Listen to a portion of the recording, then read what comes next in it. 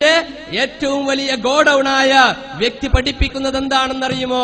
അദ്ദേഹം പറയുന്നത് ജിന്നുകളെ വിളിച്ചുകൊള്ളൂ, മലക്കുകളെ വിളിച്ചുകൊള്ളൂ, പടപ്പുകളെ സഹായിക്കട്ടെ, ജിന്ന് സഹായിക്കട്ടെ എന്ന നിലക്ക്. എപ്പോഴാ മലക്കിനെ വിളിക്കൽ ശിർക്കാകുന്നതിന്? ഏത് പ്രശ്നമുണ്ടാകുമ്പോൾ മലക്കിനെ വിളിച്ചുകൂടെ?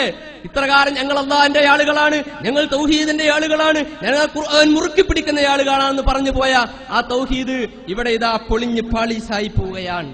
അതുകൊണ്ട് തന്നെ നിങ്ങളുടെ നിർവചനം അനുസരിച്ച് മനുഷ്യ കഴിവിനതീതമായ കാര്യങ്ങൾ ചോദിക്കലാണ് ശിർക്ക് എന്ന് പറഞ്ഞാൽ ഇപ്പോൾ പറഞ്ഞ നിർവചനം തെറ്റാണെന്ന് വരും. സൃഷ്ടികളുടെ കഴിവിനതീതമായതാണ് എന്ന് പറയുകയാണെങ്കിൽ മുമ്പ് പറഞ്ഞത് തെറ്റാണെന്ന് വരുമെന്ന് മാത്രമല്ല, ഏത് പ്രതിസന്ധി ഘട്ടങ്ങളിലും ജിന്നുകളുടെ കഴിവിൽപ്പെട്ട കാര്യങ്ങൾ അവരോട് ചോദിച്ചാൽ ശിർക്കാവുകയില്ല എന്ന അപകടകരമായ വാദത്തിലേക്ക് നിങ്ങൾ എത്തിപ്പെടും. ശുദ്ധ ഖുർആൻ പറഞ്ഞത് എന്താണെന്ന് അറിയുമോ? നിങ്ങൾക്ക് ഓദിക്കോ, ഇൻ തദഊഹും ലാ യസ്മഉ ദുആഅക്കും, നിങ്ങൾ അവരോട് ദുആ ചെയ്യുകയാണെങ്കിൽ ലാ യസ്മഉ ദുആഅക്കും, നിങ്ങളുടെ ദുആ അവർ കേൾക്കുകയില്ല. ആരൊക്കെ? ഹനീഫ മൗലവി നമുക്ക് പഠിപ്പിച്ചു തന്നില്ലേ കോട്ടക്കൽ സംവാദത്തിൽ വെച്ച്? അതിൽ ജിന്ന് പെടും, മലക്ക് പെടും, പിശാച് പെടും. ആ ക്ലിപ്പ് ഒന്നുകൂടി നിങ്ങൾ ആവർത്തിച്ച് കേൾക്കുക, എന്നിട്ട് പറയുക ജിന്ന് പെടും. ജിന്നിനോട് ചോദിച്ചാൽ അതും ശിർക്കാണ് എന്ന്.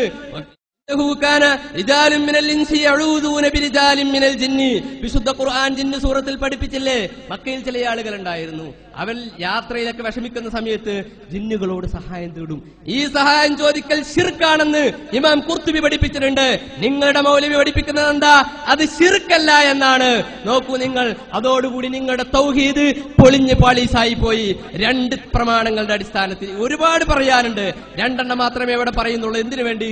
അവിടെ ഫോക്കസ് ചെയ്യാൻ വേണ്ടിയിട്ടാണത്, അല്ല തെളിവില്ലായിട്ടാണ് എന്ന് നിങ്ങൾ മനസ്സിലാക്കണ്ട. ഞങ്ങൾക്ക് പറയാനുള്ള ഞങ്ങളുടെ പ്രാർത്ഥന അല്ലെങ്കിൽ ഞങ്ങളുടെ ദുആ അത് ശരിയാണോ തെറ്റാണോ എന്ന് പഠിപ്പിക്കേണ്ട സദസ്സല്ലല്ലോ ഇത്. ഇപ്പോൾ നമുക്ക് പഠിപ്പിക്കാനുള്ളത് നിങ്ങളുടെ തൗഹീദ് ശരിയാണോ തെറ്റാണോ എന്നാണ്. രണ്ട് കാര്യങ്ങളുടെ അടിസ്ഥാനത്തിൽ അത് തെറ്റാണെന്ന് ഇവിടെ തെളിയിച്ചു കളഞ്ഞു. ഒന്ന്, മുഅ്ജിസത്ത് കറാമത്തിന്റെ അടിസ്ഥാനത്തിലുള്ള സഹായാർത്ഥന തെറ്റല്ല എന്ന് ഹബീബ് റസൂലുള്ളാഹി സ്വല്ലല്ലാഹു അലൈഹി വസല്ലം തങ്ങൾ എന്റെ വഫാത്തിന് ശേഷം വിളിച്ചാൽ പോലും ഉത്തരം ചെയ്യുമെന്ന അർത്ഥത്തിൽ നമ്മോട് പഠിപ്പിച്ചിട്ടുണ്ടെങ്കിൽ, നമുക്ക് അവിടുന്ന് അഭയകേന്ദ്രമാണെന്ന് പഠിപ്പിച്ചിട്ടുണ്ടെങ്കിൽ നമുക്ക് അത് ശിർക്കല്ല എന്ന കാര്യം വ്യക്തമായി. മാത്രവുമല്ല, വിശുദ്ധ ഖുർആൻ ശിർക്കാണെന്ന് പറഞ്ഞത് മല്ലാ യസ്തജീബു ലഹു ഇലാ യൗമിൽ ഖിയാമ, ഖിയാമത്ത് നാൾ വരെ ഉത്തരം ചെയ്യാത്ത ദുആഇനെ കുറിച്ചാണ്. രണ്ടാമതായി പറയാനുള്ളത്, പ്രതിസന്ധി ഘട്ടങ്ങളിൽ പെടുന്ന സമയത്ത് ജിന്നുകളോട് സഹായാർത്ഥന നടത്തൽ അത് ശിർക്കാണോ ശിർക്കല്ലേ? പ്രതിസന്ധി ഘട്ടം എന്ന് പറയുമ്പോ ഇപ്പോ മഴയില്ലാത്ത സമയത്ത് മീകായിലിനോട് മഴയെ തേടിയാൽ ശിർക്കാണോ ശിർക്കല്ലേ? പണ്ടൊരു ശബാബ് എനിക്ക് ഓർമ്മയുണ്ട്, 10 വർഷങ്ങൾക്ക് മുമ്പ് ശബാബിൽ ഇങ്ങനെ ഒരു കാര്യം പറയുന്നത് ഓർമ്മ. ചുരുക്കി പറയട്ടെ, 2-3 കാര്യങ്ങളാണ് ഇപ്പൊ പറഞ്ഞത്. ശിർക്ക് മഹാപാതകമാണ്. ശിർക്കാരോപണം അതും വലിയ പാതകം തന്നെയാണ്. മുസ്ലിങ്ങളെ ശിർക്കാരോപിച്ചുകൊണ്ട് ചില ആളുകൾ അവരെ അബൂജഹലുകൾ അല്ലെങ്കിൽ അബൂജഹലുകളെക്കാൾ കടുത്ത മുശ്രിക്കുകളാക്കുന്ന ഒരു പ്രവണത ലോകത്ത് നിലനിൽക്കുന്നു. അതിനെതിരെ സമരം ചെയ്യേണ്ട ധാർമ്മികമായ ഉത്തരവാദിത്വം ഉണ്ടായതുകൊണ്ടാണ് ഇങ്ങനെ ഒരു സംവാദം സംഘടിപ്പിക്കപ്പെട്ടിരിക്കുന്നത്. ഇത് എന്തുകൊണ്ടാണ് അവരങ്ങനെ പറയുന്നത്? ദുആ എന്നതിന് തെറ്റായ അർത്ഥം വെച്ചതുകൊണ്ടാണ് ഇങ്ങനെ ഒരു പ്രശ്നമുണ്ടായത്. ദുആ ഇനിവർ പറഞ്ഞ അർത്ഥം അല്ലാഹു വിശുദ്ധ ഖുർആനിൽ പഠിപ്പിച്ചതല്ല, ഹബീബ് റസൂലുള്ളാഹി സ്വല്ലല്ലാഹു അലൈഹി വസല്ലം തങ്ങളും പറഞ്ഞതല്ല. സമയം ദീർഘമായതുകൊണ്ട് ഞാൻ നിർത്തുന്നു. വസ്സലാമു അലൈക്കും വറഹ്മത്തുള്ളാഹി വബറകാതുഹു. വഅലാ ആലി മുഹമ്മദ് കമാ സല്ലൈത അലാ ആലി ഇബ്രാഹിം ഇന്നക ഹമീദും മജീദ്. അല്ലാഹുമ്മ ബാരിക് അലാ മുഹമ്മദിൻ വഅലാ ആലി മുഹമ്മദ് കമാ ബാറക്ത അലാ ആലി ഇബ്രാഹിം ഇന്നക ഹമീദും മജീദ്. ആദരണീയരായ സഹോദരന്മാരെ, സുഹൃത്തുക്കളെ, വളരെ സന്തോഷത്തോടുകൂടിയാണ് നിങ്ങളുടെ മുമ്പിൽ ഇപ്പോൾ എഴുന്നേറ്റ് നിൽക്കുന്നത്. വിശുദ്ധ ഖുർആനും നബി സല്ലല്ലാഹു അലൈഹി വസല്ലമയുടെ സുന്നത്തും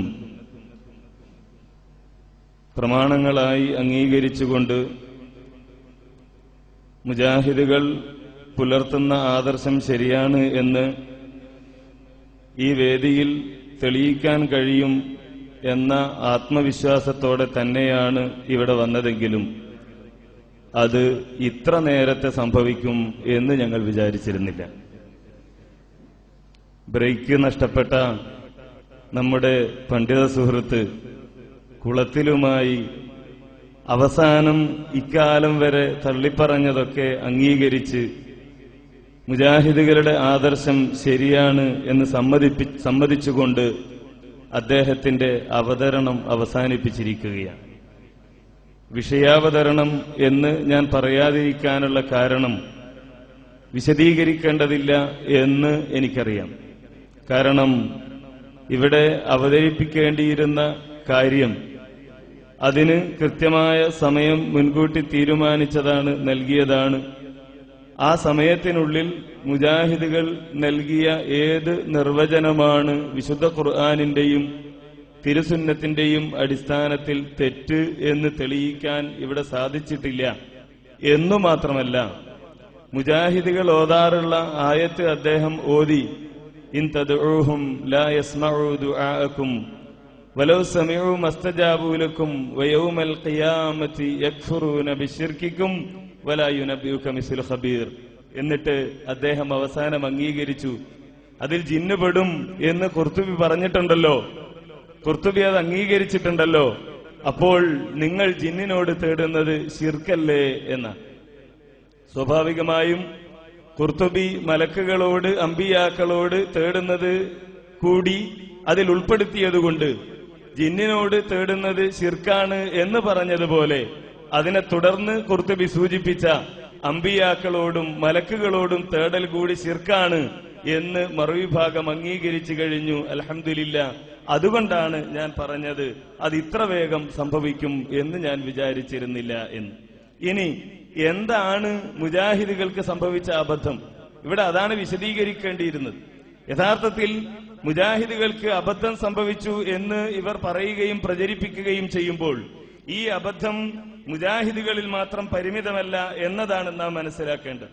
മുജാഹിദുകൾ ഈ സമൂഹത്തോട് പറയുകയും പഠിപ്പിക്കുകയും ചെയ്യുന്ന കാര്യം, ജീവിതത്തിൽ പ്രയാസങ്ങളും പ്രതിസന്ധികളും ഉണ്ടാകുന്ന സന്ദർഭങ്ങളിൽ നാം അള്ളാഹുവിനോട് മാത്രമാണ് പ്രാർത്ഥന നടത്തേണ്ടത് എന്നാണ്. എന്തുകൊണ്ടാണ് അള്ളാഹുവിനോട് മാത്രം നാം പ്രാർത്ഥിക്കണമെന്ന് നമ്മുടെ നാടുകളിൽ നമുക്ക് കാണാം. പ്രയാസങ്ങൾ അനുഭവിക്കുന്ന ആളുകൾ സന്താന സൗഭാഗ്യത്തിനു വേണ്ടി ജാറങ്ങളിൽ നിന്ന് ജാറങ്ങളിലേക്ക്, മക്ബറകളിൽ നിന്ന് മക്ബറകളിലേക്ക് യാത്ര ചെയ്തുകൊണ്ടിരിക്കുന്നു ആളുകൾ.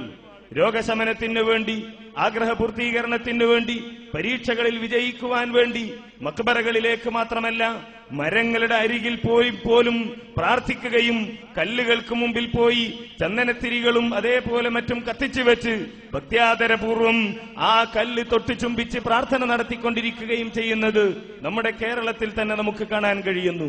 ഈ ഒരവസ്ഥ ലാ ഇലാഹ ഇല്ലല്ലാഹ് മുഹമ്മദുർ റസൂലുള്ളാഹ് എന്ന് പ്രഖ്യാപിക്കുവാൻ വേണ്ടി പഠിപ്പിക്കപ്പെട്ട സമുദായം ആ ലാ ഇലാഹ ഇല്ലല്ലാഹ് എന്ന സന്ദേശം പറയുകയും പ്രചരിപ്പിക്കുകയും ചെയ്തതിന്റെ പേരിൽ മക്ക എന്ന പടച്ച തമ്പുരാൻ ഏറ്റവും ഇഷ്ടപ്പെട്ട പുണ്യഭൂമിയിൽ നിന്ന് മദീനയിലേക്ക് യാത്ര ചെയ്യേണ്ടി വന്ന നബി കരീം സല്ലല്ലാഹു അലൈഹി വസല്ലമയിൽ വിശ്വസിക്കുന്ന ഒരു സമുദായം തങ്ങളുടെ പ്രയാസങ്ങളുടെയും പ്രതിസന്ധികളുടെയും സന്ദർഭങ്ങളിൽ ആ റസൂൽ സല്ലല്ലാഹു അലൈഹി വസല്ലമയെ അടക്കം ലോകത്ത് കഴിഞ്ഞുപോയ മുഴുവൻ അമ്പിയാക്കളും പ്രാർത്ഥന നടത്തിയ സർവ്വലോക രക്ഷിതാവായ പടച്ച തമ്പുരാനോട് പ്രാർത്ഥന നടത്തുന്നതിന്റെ പകരം അമ്പിയാക്കളോട്, ഔലിയാക്കളോട്, സ്വാലിഹികളോട്, സിദ്ദീഖുകളോട്, ശുഹദാക്കളോട് അല്ല, മരത്തോട്, കല്ലിനോട്, അതിനുമപ്പുറം ആരാണെന്നറിയാത്ത, ഏത് നാട്ടുകാരനാണെന്നറിയാത്ത, ഏത് മതത്തിന്റെ ആളെന്നറിയാത്ത ആളുകളോട് പോലും പ്രാർത്ഥിച്ചുകൊണ്ടിരിക്കുന്ന അവസ്ഥ ഈ സമുദായത്തിൽ കാണാൻ തുടങ്ങിയപ്പോഴാണ് ലാ ഇലാഹ ഇല്ലല്ലാഹ് എന്ന ആദർശം നാം അംഗീകരിക്കേണ്ടതുണ്ട് എന്ന് മുജാഹിദുകൾ ഈ സമുദായത്തോട് പറഞ്ഞത്. എന്തേ പറയാനുള്ള കാരണം, ലോകത്ത് കഴിഞ്ഞു പോയ അമ്പിയാക്കൾ പ്രാർത്ഥിച്ചത് അള്ളാഹുവിനോടാണെന്ന് വിശുദ്ധ ഖുർആൻ പഠിപ്പിക്കുന്നു. നൂഹ് നബി അലൈഹിസ്സലാമിന്റെ പ്രാർത്ഥന ഖുർആനിലുണ്ട്, അയ്യൂബ് നബി അലൈഹിസ്സലാമിന്റെ പ്രാർത്ഥന ഖുർആനിലുണ്ട്. അതേപോലെ തന്നെ സക്കരിയ നബിയുടെ, യാക്കൂബ് നബിയുടെ, യൂസുഫ് നബിയുടെ, മൂസാ നബിയുടെ അലൈഹിമിസ്സലാം ഈ അമ്പിയാക്കളുടെയൊക്കെ പ്രാർത്ഥന വിശുദ്ധ ഖുർആനിൽ നമുക്ക് കാണാൻ കഴിയും. ഈ അമ്പിയാക്കൾ അള്ളാഹുവിനോട് മാത്രം പ്രാർത്ഥന നടത്തിയത് കുഞ്ഞുണ്ടാകാൻ വേണ്ടി ഇന്ന് മുഹീദ്ദീൻ ശൈഖിനോട് പ്രാർത്ഥിക്കുന്നത് തെറ്റാണെന്ന് മുജാഹിദുകൾ പറയുമ്പോൾ അവർക്ക് നിർവചനം മനസ്സിലായില്ലെന്ന് പറയുന്ന പ്രിയപ്പെട്ട സഹോദരന്മാരെ, സന്താന സൗഭാഗ്യത്തിന് വേണ്ടി പടച്ച തമ്പുരാന്റെ മുമ്പിൽ തന്റെ ദയനീയത വിളിച്ചുകൊണ്ട് പ്രാർത്ഥിച്ച സക്കരിയ നബി അലൈഹിസ്സലാമിന് ദുആഇന്റെ നിർവചനം മനസ്സിലാക്കുന്നതിൽ അബദ്ധം സംഭവിച്ചോ? അതുകൊണ്ടായിരുന്നു അദ്ദേഹം തനിക്ക് മുമ്പ് മരണപ്പെട്ടു പോയ ഒരു നബിയോടും പ്രാർത്ഥിക്കാതിരുന്നത്. അതേപോലെ തന്നെ രോഗശമനത്തിന് വേണ്ടി ജാറങ്ങളിലെ ഷാമിലേക്ക് തീർത്ഥയാത്ര നടത്തിക്കൊണ്ടിരിക്കുന്ന ഭീമാപ്പള്ളിയിലും പുത്തമ്പള്ളിയിലും ഏർവാടിയിലും മുത്തുപ്പേട്ടയിലും നാഗൂരിലും അജ്മീറിലും പോയി പ്രാർത്ഥിച്ചുകൊണ്ടിരിക്കുന്ന, രോഗശമനത്തിന് തേടിക്കൊണ്ടിരിക്കുന്ന ഈ സമുദായത്തെ വിളിച്ചുകൊണ്ട്, പ്രിയപ്പെട്ട സമുദായമേ, ഇത് ലാ ഇലാഹ ഇല്ലല്ലാഹ് എന്ന ആദർശത്തിന് വിരുദ്ധമാണ് എന്ന് മുജാഹിദ് പ്രസ്ഥാനം പറയുമ്പോൾ അവർക്ക് അബദ്ധം സംഭവിച്ചു എന്ന് പറയുന്ന പ്രിയപ്പെട്ട സഹോദരന്മാരെ ചോദിക്കട്ടെ, അയ്യൂബ് നബി അലൈഹിസ്സലാമിന് നിങ്ങൾ പറയുന്ന നിർവചനം മനസ്സിലാക്കാത്തത് കൊണ്ടായിരുന്നോ